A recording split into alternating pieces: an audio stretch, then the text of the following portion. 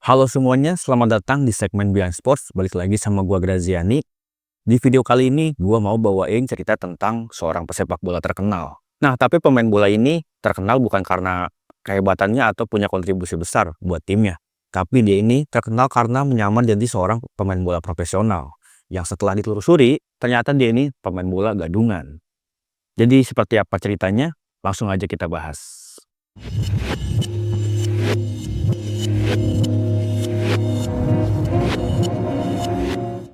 Gregor Sebastian Axelrod lahir 17 September 1982 di Saint-Germain, pinggiran kota Paris, dan tumbuh sebagai supporter garis keras Paris Saint-Germain.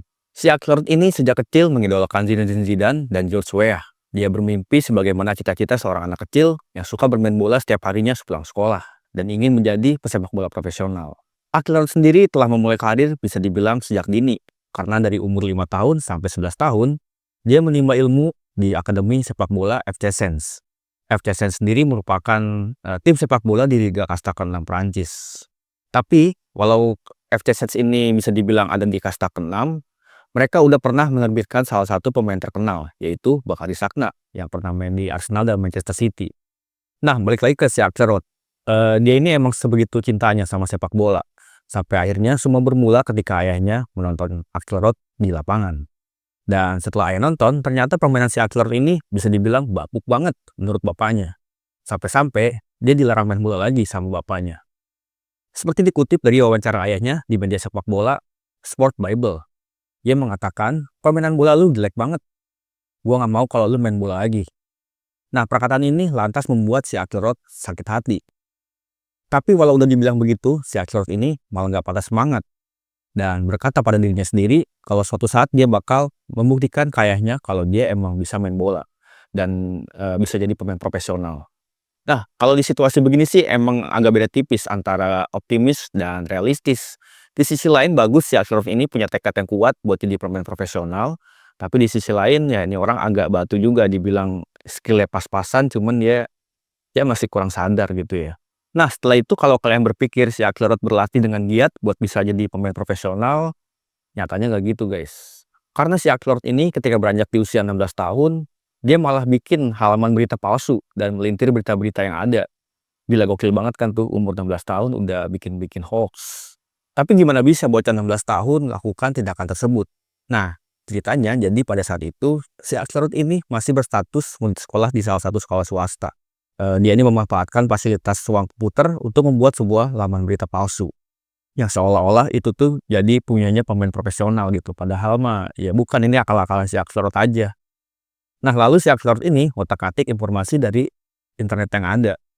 Salah satu contohnya berita tentang Ronaldo Nazario dan mengganti namanya jadi Axelrod memenangi Ballon d'Or, karena pada saat itu beritanya tentang Ronaldo 9 dapat Ballon d'Or, cuma diganti sama si Axelrod jadi dia yang menang Ballon d'Or. Dan tuh orang. Lalu nggak sampai situ nih, si Axelrod juga mensabotase berita-berita pertandingan dan dia nih suka menyelipkan nama-namanya di daftar squad. Salah satu contohnya harusnya di squad Chelsea namanya Nicolas Anelka, pas mau main tuh, tapi malah diganti jadi nama dia. Parah. Nah, dalam wawancaranya dengan media Sport Bible, si Axelrod ini bilang bahwa dia menyinting headline sebuah artikel dari El Puig yang tadinya Anelka bakal pindah ke Real Madrid dan diganti sama si Axelrod jadi Axelrod bakal pindah ke Real Madrid. Ini orang bikin hoax-nya parah juga. Sampai pemain Chelsea mau ke Real Madrid diganti sama dia jadi nama dia. Aduh. Nah, tapi nggak sampai di situ, nggak cuma sampai dinulis berita-berita hoax doang. Karena beberapa tahun berselang, si Axelrod ini menambahkan sebuah video laga persahabatan. Dan dia tuh nulis deskripsi dan mencantumkan namanya di video tersebut. Dan dia ngasih judul pertandingan Paris Saint-Germain, yang sebenarnya itu link video masuk ke halaman website dia. Dan setelah beberapa waktu aktif bikin berita palsu tentang dirinya, di suatu ketika ternyata upaya itu berbuah hasil. Karena teman-teman si Axelrod ini pada percaya. Dan nggak sampai di situ aja, bahkan berita-berita palsu yang dia buat ini ngebikin si Axelrod jadi bisa bermain bola di luar Prancis. Dan memasuki usia 23 tahun, Axelrod ini berhasil masuk ke divisi pertama Liga Wales. Dia ini main di tim klub Brown Town selama satu musim 2005 sampai 2006. Nah, di musim berikutnya, si Axelrod ini bergabung dengan skuad amatir PSG. sembari menunggu pemulihan cederanya. Seperti yang kalian tahu, kalau klub PSG ini bermain di Liga 1 Prancis, tapi dia juga punya tim mediocre-nya lah, tim amatirnya yang main di kasta bawahnya. Untuk si Axelrod sendiri, dia udah ngerasa cukup happy banget bisa main di tim impiannya ya, yaitu Paris Saint-Germain, walaupun di level amatir. Mimpi dia sebenarnya nggak muluk-muluk guys, dia jadi pemain mediocre pun udah cukup, udah seneng dia. Dan pokoknya yang penting, cita-cita dia tercapai sebagai pemain profesional. Tanpa restu ayahnya, mimpi Axelrod sempat terhenti. Usai cedera yang menepikannya ke level amatir, karir Axelrod tersendat dan malah beralih ke restoran cepat saji, yaitu dia sempat kerja di McDonald. Kocak juga kan, dari menempuh karir pemain pro, tapi beralihnya jadi karyawan McD pada saat itu. Nah, buat si Axelrod sendiri, baginya yang dibesarkan di keluarga kaya raya, bekerja sebagai tukang masak awalnya terdengar lucu. Tapi lama-kelamaan dirasa ngebosenin, karena harus bekerja keras setiap hari, dan si Axelrod ini merasa orang-orang tuh pada nggak respect sama dia semenjak dia jadi karyawan McD. Dan ngerendahin dia lah istilahnya ya. Nah, sampai suatu hari si Axelrod mengunjungi toko di Parc des Princes stadion markas PSG. Dia ini rencananya pengen beli sepatu bola baru.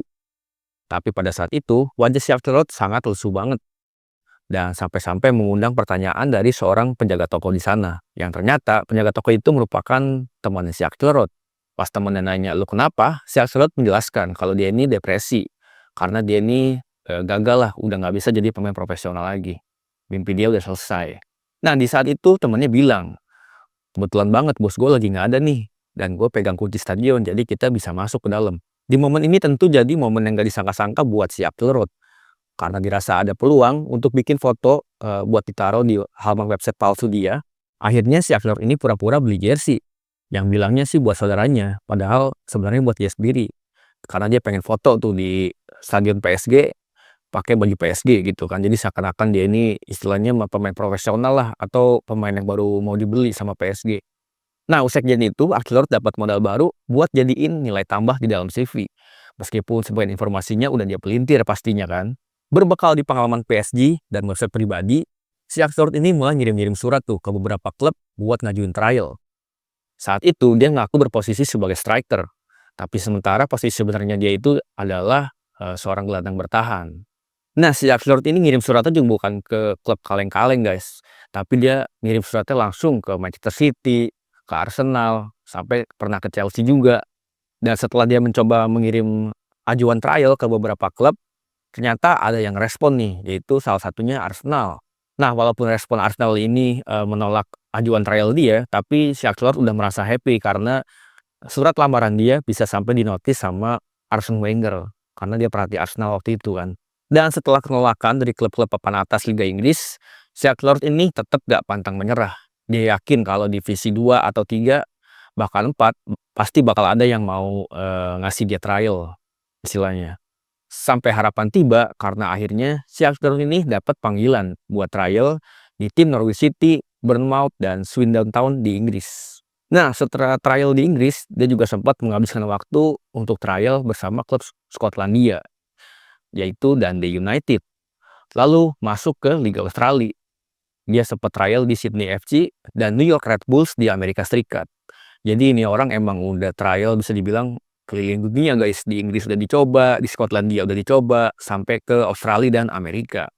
Dan di tanggal 29 Juli 2007, Axelrod muncul di liputan video Sky Sports usai laga persahabatan di kandang Swindon yang berakhir 1-1 melawan Reading FC. Nggak disangka-sangka, si Axelrod berhasil memukau supporter dan terpilih sebagai man of the match pada saat itu.